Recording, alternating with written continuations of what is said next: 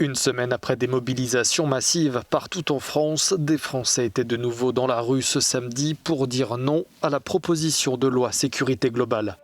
Plusieurs dizaines de rassemblements ont eu lieu partout en France.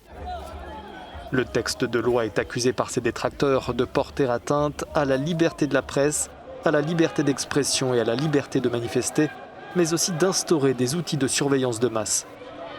Cette semaine, plusieurs rapporteurs des Nations Unies ont demandé à la France de réviser sa proposition de loi, la jugeant incompatible avec le droit international des droits de l'homme.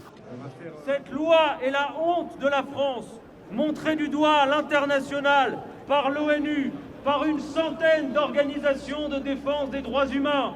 Et Emmanuel Macron y répond par quoi? Un post Facebook et un exercice de communication de 2h30 sur une chaîne média, sur un réseau social dont le journaliste avait eu à subir les violences la semaine dernière. Nous sommes là pour dire une chose. Ils doivent reculer. Cette loi doit impérativement être retirée.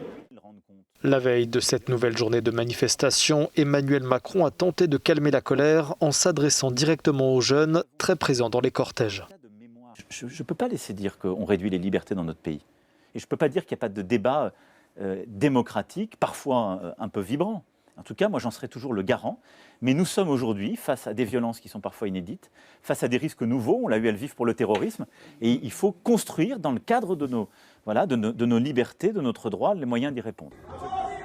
La défiance à l'encontre de la proposition de loi, dont l'un des articles vise à dissuader de filmer les visages des policiers, a été renforcée par plusieurs affaires de violences policières. L'une des dernières en date est celle du passage à tabac filmé d'un homme noir, producteur de musique, par des policiers, le 21 novembre dernier.